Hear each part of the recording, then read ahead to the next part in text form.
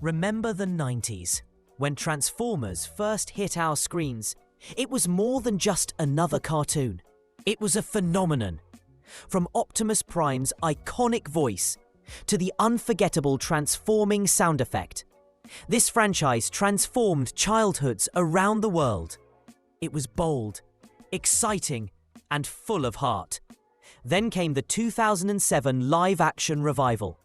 Michael Bay's Transformers blew the doors off the box office. And for a moment, it felt like the robots were back in style, louder, bigger, and more explosive than ever. We got massive battles, giant alien robots slamming into each other, and visual effects that made jaws drop. The world watched in awe as Blackout, Bumblebee, and Megatron exploded into the mainstream again. But somewhere along the way, the gears started grinding. The heart that powered those early stories. It got buried under bloated scripts, nonsensical plot lines, and an obsession with CGI spectacle. By the time we reached The Last Knight or Rise of the Beasts, even die-hard fans were wondering what happened. What was once epic had become empty. But just when it seemed like there was no spark left, out of nowhere, Transformers 1 dropped. No, not with a bombastic trailer or viral hype. In fact, the marketing was so bad, you'd be forgiven for missing it entirely. But what this film did do was something we haven't seen in a very long time. It brought the franchise back to life. Let's be real. The Michael Bay films weren't exactly known for deep storytelling. Don't get me wrong. They had their moments. That first 2007 movie, it hit hard. A boy, his car, and a secret alien war. Classic. But after that, they started feeling more like explosion reels than actual stories. Big fights, cool robots, zero soul. Just boom boom bam, with Optimus ripping faces off like he's in Mortal Kombat. That's where Transformers 1 is different. Instead of focusing on how many CGI robots can punch each other in one frame, it takes a step back. It asks, who are these robots? Why do they fight? What made Optimus Prime a leader and Megatron a villain? This movie actually slows down to care. And for the first time in forever, we're not just watching metal mashed together. We're watching characters go through pain, growth, betrayal, and revolution. This isn't some last-minute origin flashback to squeeze in lore. This is the origin story. And it's handled with real care, not just dumped as exposition while explosions go off in the background. Optimus, before he's Optimus, is just Orion Pax, a workerbot, doing manual labor and questioning the system.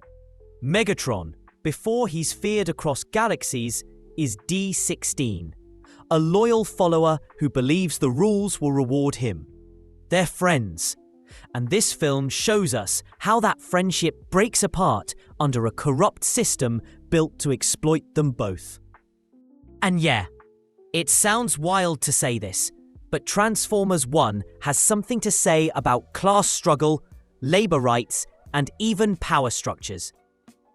It's giving us a story about revolution in disguise, literally. The Autobots and Decepticons didn't just happen. They were forged through oppression, injustice, and betrayal. And that adds weight to every conflict that comes after. Director Josh Cooley, the same guy who did Toy Story 4, brings Pixar-level heart and soul to this world. It's like he saw the mess the franchise was in and said, no, let's give it meaning again. And honestly, he nailed it. He made a movie that respects fans, treats younger viewers with intelligence, and actually gives emotional depth to these characters. You'll actually feel something when Optimus stands up for what's right. You'll understand why Megatron chooses the darker path. And when things go down, you care. Not just about who wins, but about why it matters.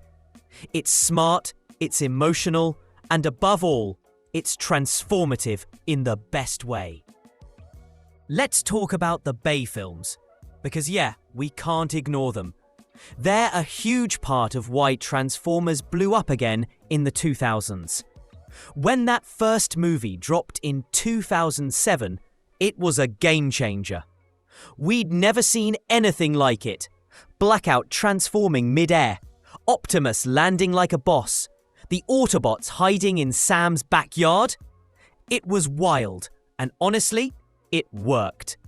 Bay brought Transformers back into the mainstream with pure, unfiltered hype.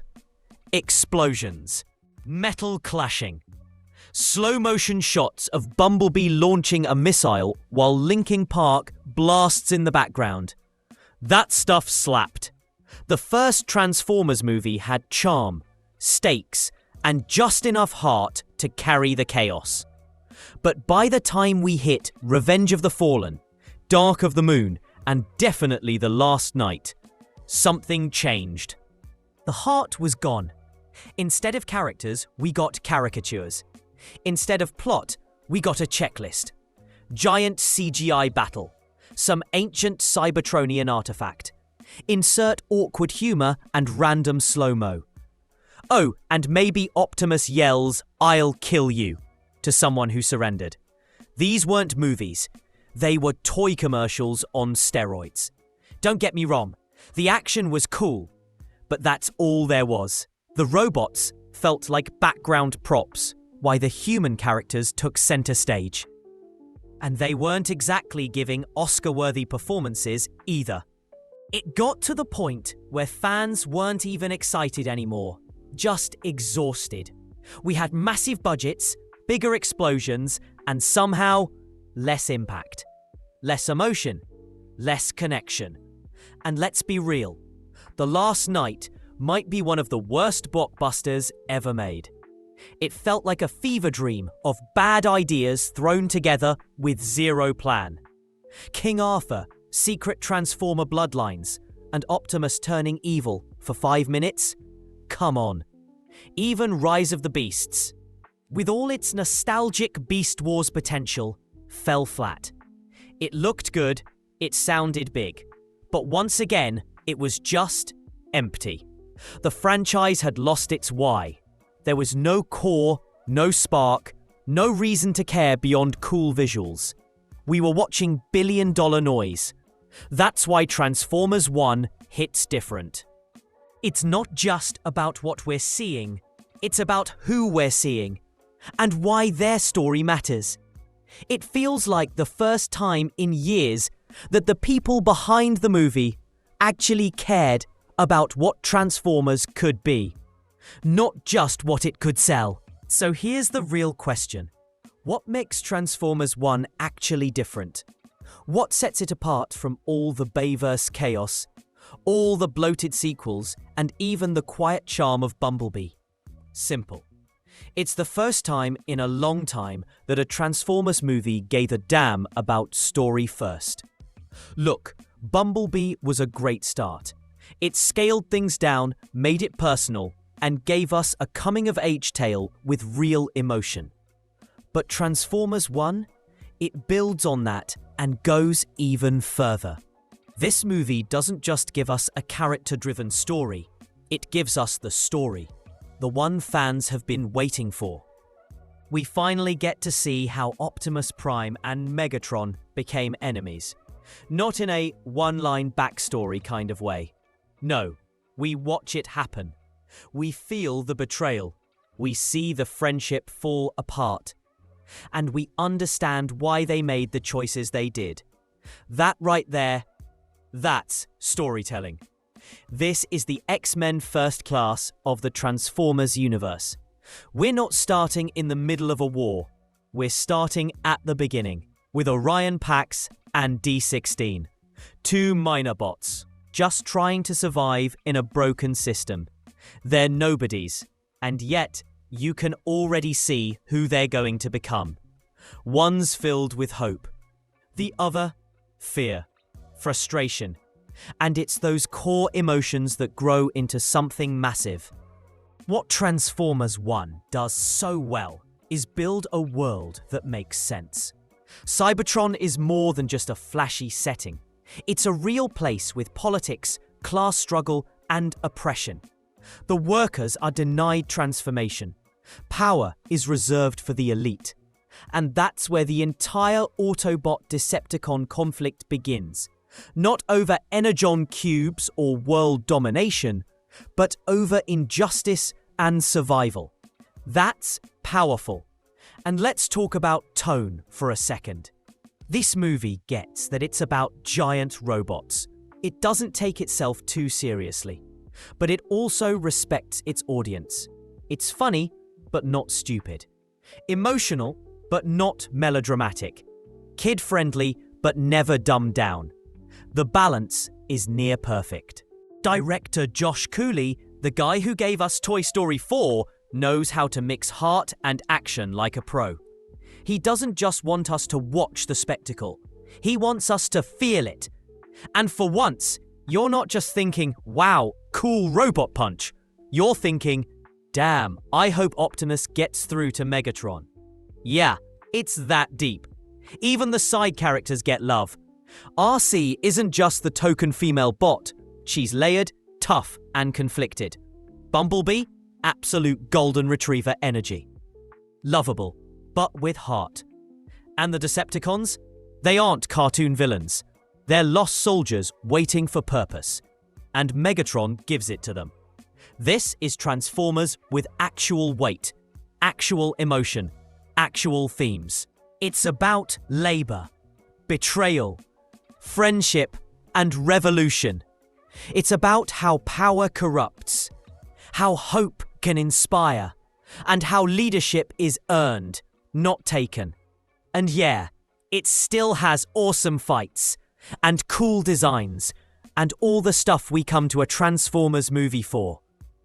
But this time, all of that spectacle is earned.